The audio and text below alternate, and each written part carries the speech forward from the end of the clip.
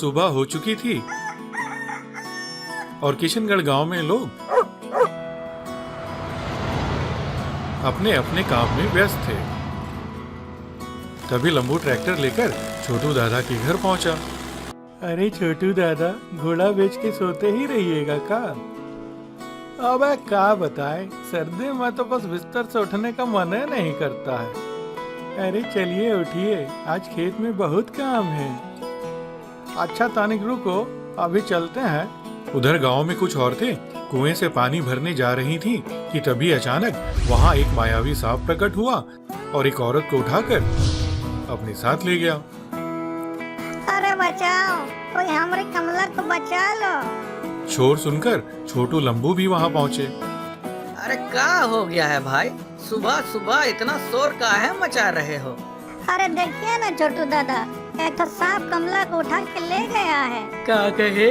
अरे काटने वाला सांप तो सुने थे, ये उठाने वाला सांप कहाँ से आ गया? अरे आप सब चिंता ना करें, हम पता करता हूँ।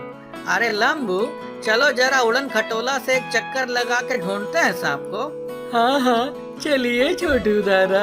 और छोटू लंबू मिनी हेलीकॉप्टर से गांव के आसपास उस सांप को ढूंढने लगते हैं।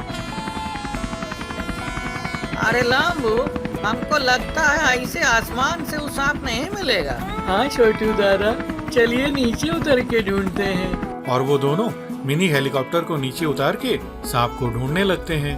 तभी अचानक वो मायावी सांप फिर से प्रकट होता है और छोटू को उठाकर वहाँ से गायब हो जाता है। अरे ई सांप तो छोटू दादा को भी उठा के ले गया, अब क्या किया जाए? और लंबू अपने मिनी हेलीकॉप्टर से घंटी वाले बाबा के पास पहुँचता है। वो मायावी सांप काल सर्प राक्षस का गुलाम है और वो सबको समंदर के बीच एक टापू पर लेकर जा रहा है। लेकिन वो सबके साथ क्या करने वाला है? इस अमावस्या की रात को वो सबकी बलि चढ़ा के सर्वशक्तिशाली बन जाएगा। तो उसे कैसे रोका जाए? इसके लिए तुम्हें नागराज की मदद लेनी होगी, जो यहाँ से 15 कोस दूर काली पहाड़ी की गुफा में रहता है। इतनी जल्दी वहाँ कैसे पहुँचा जाएगा? तभी बाबा अपना हाथ घुमाते हैं और वहाँ एक जादुई तरबूज बाइक प्रकट हो जाती है। ये जादुई तरबूज बाइक तुम्हें वहाँ पलक झपकते ही पहुँचा देगी। लंबू तरबूज बाइक पर बैठ काली पहाड़ी की तरफ रवाना हो जाता है और जल्दी ही नागराज की गुफा में पहुंचता है। वहां पहुंचकर वो नागराज को पूरी बात बताता है। ठीक है, मैं तुम्हारी मदद करने को तैयार हूँ, लेकिन हमें वहाँ जल्दी पहुँचना होगा। ठीक है, लेकिन पहले हमें गांव पहुंचकर वैज्ञानिक सुरेश की भी मदद लेनी चाहिए। गांव पहुंचकर वो सुरेश को सारी बात बताते हैं। समंदर के बीच पहुंचने के लिए मैं तुम्हारी बाइक में जेट इंजन लगा देता हूँ। इस तरह लंबू अपनी बाइक पर, सुरेश हेलीकॉप्टर पे और नागराज उड़ते हुए टापू की तरफ बढ़ने लगते हैं।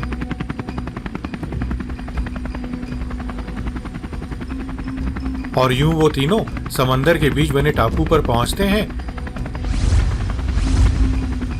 जहां उन्हें काल सर्प का जादुई सांप अंडा घर दिखाई देता है। उन्हें वहां आया देख काल सर्प राक्षस के सैनिक उन पे हमला करने लगते हैं। राक्षस तक पहुंचने के लिए हमें पहले इन सैनिकों का सफाया करना होगा। तो चलो काम पे लग जाते हैं। और वो तीनों राक्षस के सैनिकों से मुकाबला करने लगते हैं।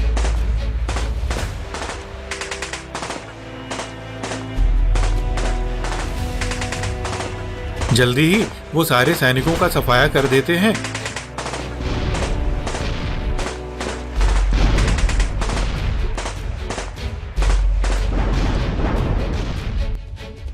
लेकिन तभी वो मायावी सांप वहां प्रकट होता है और सर्प अग्नि से उन पे हमला करता है।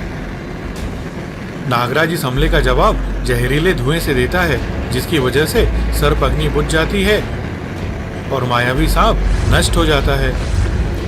तभी जादुई सांप अंडा घर से काल सर्प राक्षस बाहर निकलता है और सभी सैनिकों और मायावी सांप को मरा देख गुस्से से पागल हो जाता है। तुमने मेरी पूरी मेहनत पे पानी फेर दिया। अब दुनिया की कोई ताकत तुम्हें मुझसे नहीं बचा सकती। लो संभालो मेरा वार। ऐसा कह के काल सर्प उन पे ब्रह्मास्त्र से हमला करता है।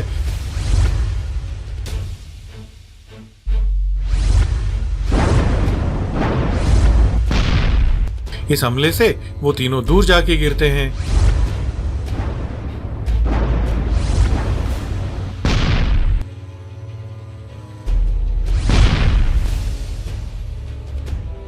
और लंबू सुरेश बेहोश हो जाते हैं।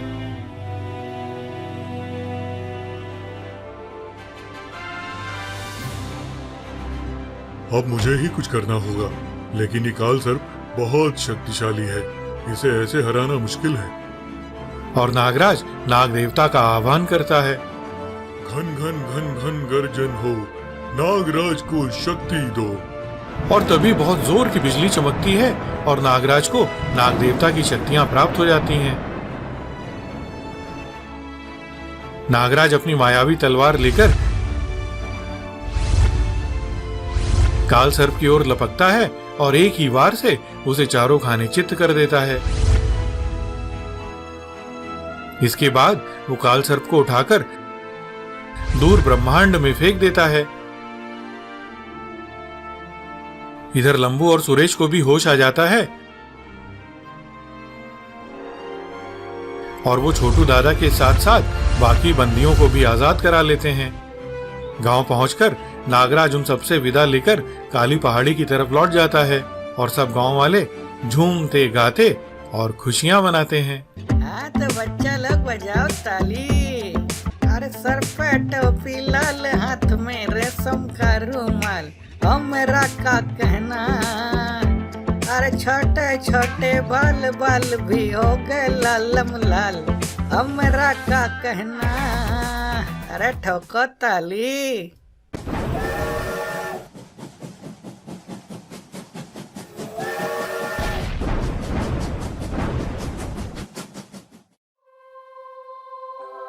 रात का समय था और किशनगढ़ गांव के पास घंटी वाले बाबा के आश्रम में संसार पे फिर से विपदा आने वाली है।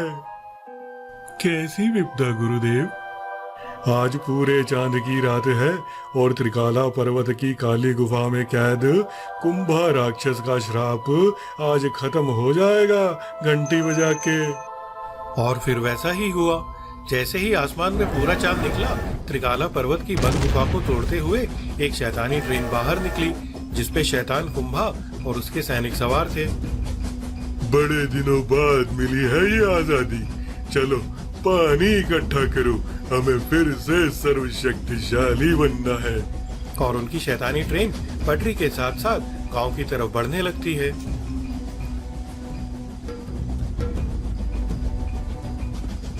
यूं चलते हुए वो ट्रेन एक गांव के पास आकर रुकती है और कुंभा शैतान के सैनिक एक बड़ा सा सिरिंज लेकर गांव के तालाब की तरफ बढ़ने लगते हैं।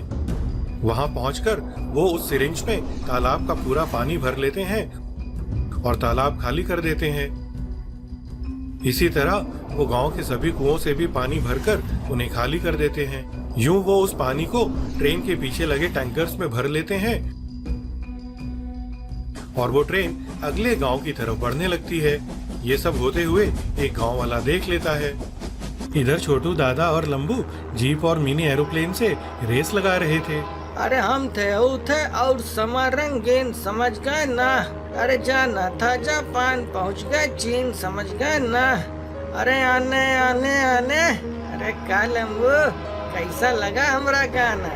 गाना तो बढ़िया है छोटू दादा, लेकिन तनिक ध्यान से उड़िए, कहीं ऊपर न जाना पड़ जाए। अरे हाँ, ए भाई जरा देख के चलो, आगे ही नहीं पीछे भी, दाएं ही नहीं बाएं भी, ऊपर ही नहीं नीचे भी। तभी उन्हें कुछ लोग अपनी ओर भाग के आते हुए दिखाई दिए। अरे छोटू दादा, ये सब तो बहुत डरा हुआ लग रहा है। अरे हाँ लंबू, गाड़ी रोको, हम भी प्लेन को लैंड कराता हूँ। और वो दोनों उन लोगों के पास पहुंचते हैं। हम अपना आँख से देखे हैं, वो शैतान गांव का सब पानी ट्रेन में भरकर वहाँ से निकल गया।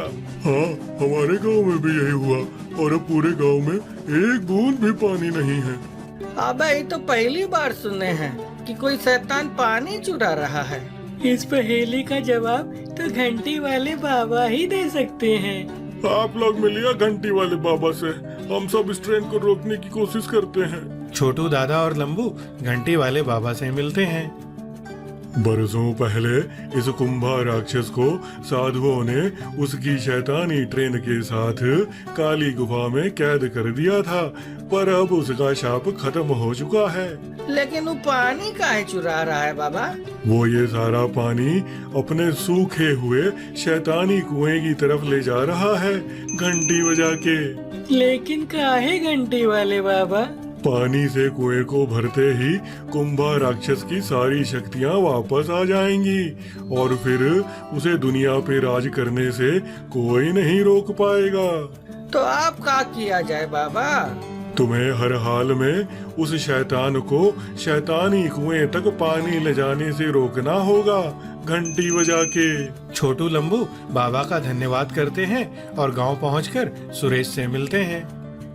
हमें पानी के टैंकर्स को ट्रेन के इंजन से अलग करना होगा। अरे लेकिन इसके लिए हमको उसका सैनिक सबको भी तो मारना होगा। चिंता की कोई बात नहीं है, हमारा हथियारबंद हेलीकॉप्टर हमारी मदद करेगा। और फिर वो तीनों मिलके शैतान से निपटने का प्लान बनाते हैं। उधर गांव वाले ट्रेन को रोकने के लिए रेलवे ट्रैक पे बहुत सारे पत्थर, ड्रम और लट्ठे रख देते हैं, लेकिन वो ट्रेन इन सभी बाधाओं को टक्कर मारकर एक झटके में उड़ा देती है और पहले की तरह आगे बढ़ती रहती है। अगले दिन सुरेश छोटू दादा के साथ उस शैतानी ट्रेन के ऊपर मंडराने लगता है और लंबू अपनी रॉकेट पटाखा जीप को उस ट्रेन के साथ साथ दौड़ाने लगता है। वो रहे शैतान और उसके सैनिक।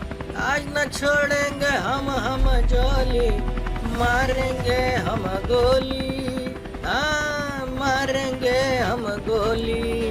तभी शैतान के सैनिक उनके हेलीकॉप्टर को देख लेते हैं और उन पे हमला करने लगते हैं। सुरेश हेलीकॉप्टर को उनके हमले से बचाता है और उन पे गोलीबारी करने लगता है।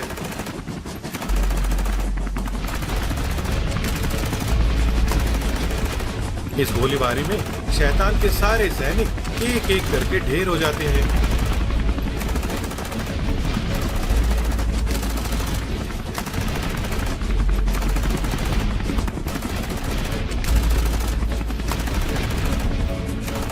ये सब देख शैतान आग बबूला हो जाता है और उनपे हमला करने ही वाला होता है कि तभी लंबू अपनी रॉकेट पटाखा जीप से रॉकेट फायर करता है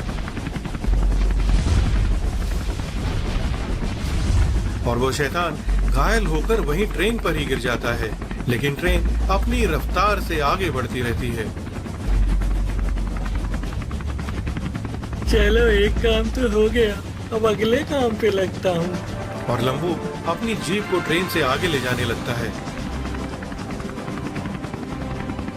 छोटू दादा, शैतान अभी घायल है, यही सही समय है टैंकर्स को इंजन से अलग करने का। हाँ सुरेश भाई, बिल्कुल चलो उतारो हमें। और सुरेश छोटू दादा को उस ट्रेन पे उतार देता है।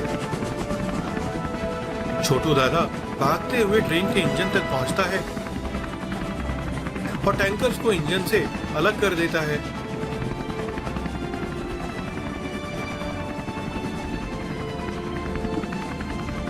जय सिया राम, हो गया काम। इधर वो इंजन रेल की पटरी पर घायल शैतान को लिए भागता ही जा रहा था कि तभी लंबू एक लीवर को घुमाता है और उस शैतानी ट्रेन की पटरी बदल जाती है और वो इंजन उस शैतान को लिए इस नए रास्ते पे चल पड़ता है जो कि एक खाई की तरफ जा रहा था। तभी अचानक शैतान को होश आ जाता है, लेकिन इससे पहले कि वो कुछ समझ पाता, वो इंजन बैरिकेड्स को तोड़ते हुए शैतान के साथ खाई में गिर जाता है और शैतान और शैतानी ट्रेन का अंत हो जाता है। शैतान तो गिर गया खाई में, अब चल के सोया जाए रजाई में। और वो सारे पानी के टैंकर्स को वापस गांव तक पहुंचा देते हैं और सभी गांव वाले खुशियां मनाते हैं।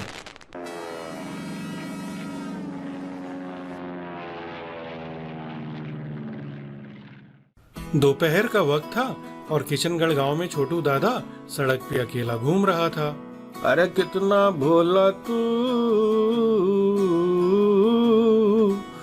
खा ले चावल छोला तू। अरे कैसा दिन आ गया है, ये नवरात्रि का आया है, यहाँ तो चिकन मटन का सब लाला ही पड़ गया है। तभी छोटू को सड़क पे एक मुर्गा दिखाई देता है। अरे ये तो मुर्गा दिख गया है, अब दिख गया है तो चिकन तंदूरी खा ही लिया जाए। छोटू उस मुर्गे को पकड़ने की कोशिश करता है, पर छोटू को देख वो मुर्गा भागने लगता है और छोटू भी उसका पीछा करने लगता है। तभी अचानक झाड़ू पे बैठी एक जादूगरनी वहां प्रकट होती है। मूर्ख मानव, मेरे रास्ते से हट जा, ये मुर्गा मेरा है। अरे काहे हट जाए, ये मुर्गा को पहले हम देखे थे। तो तू ऐसे नहीं मानेगा।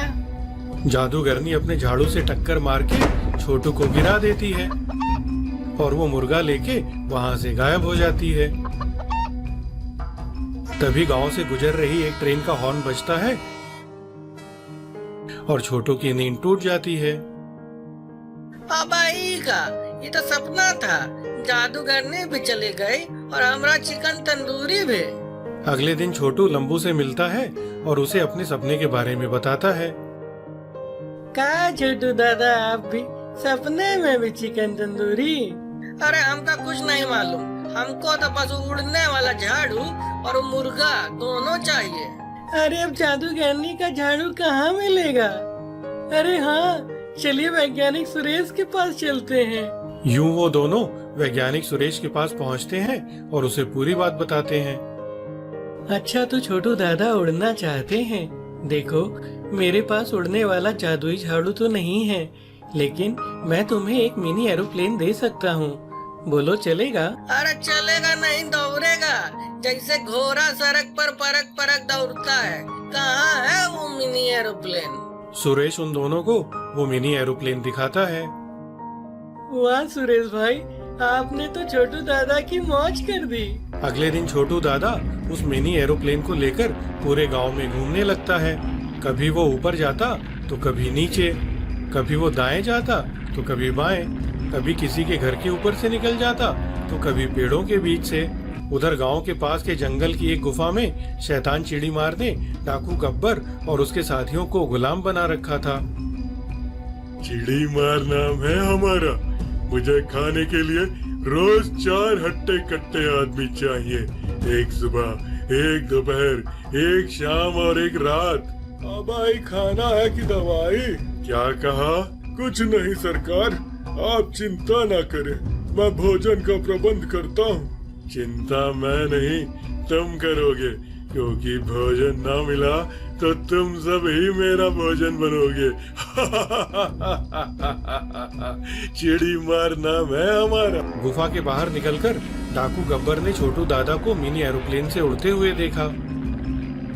मिल गया, हमको उड़न खटोला मिल गया, अब हमारा सब काम आसान हो जाएगा, चलो हमारे साथ। उधर दिन भर मिनी एरोप्लेन को उड़ाने के बाद रात में छोटू दादा घर के बाहर चारपाई पे सो रहा था और मिनी एरोप्लेन भी पास ही खड़ा था।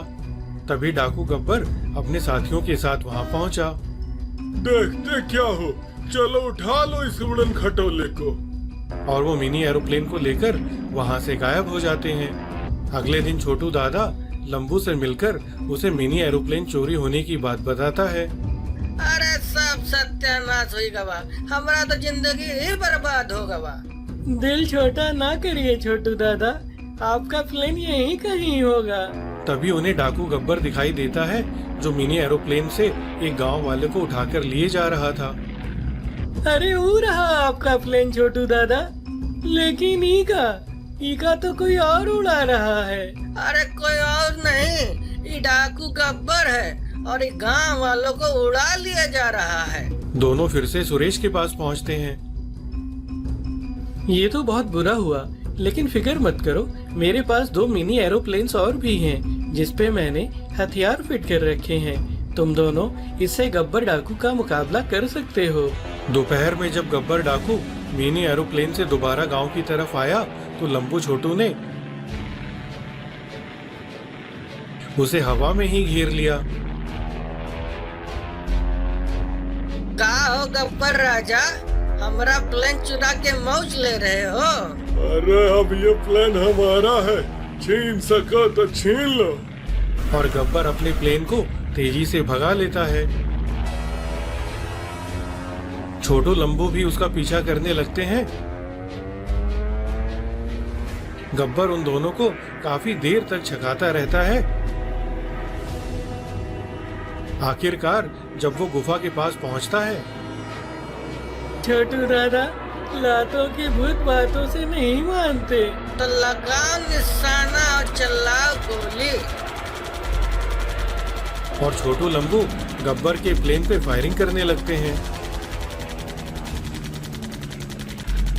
गोली लगने से गब्बर के प्लेन में आग लग जाती है और वो नीचे गिरने लगता है।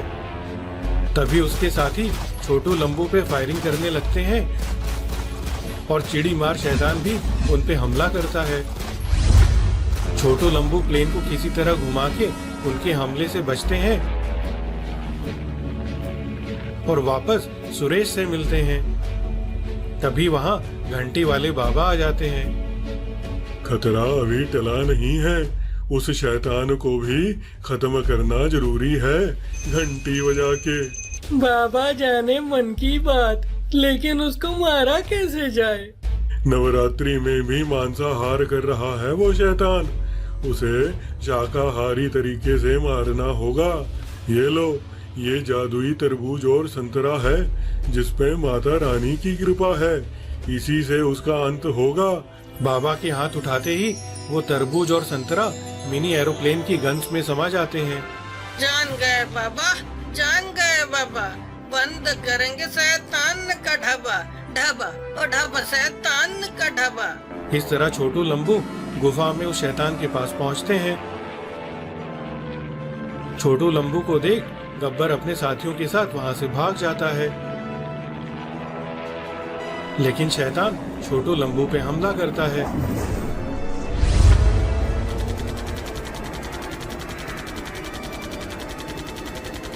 छोटू लंबू उसके हमले से बच के उस पे संतरा और तरबूज गन से प्रहार करते हैं। देखते ही देखते वो शैतान नष्ट हो जाता है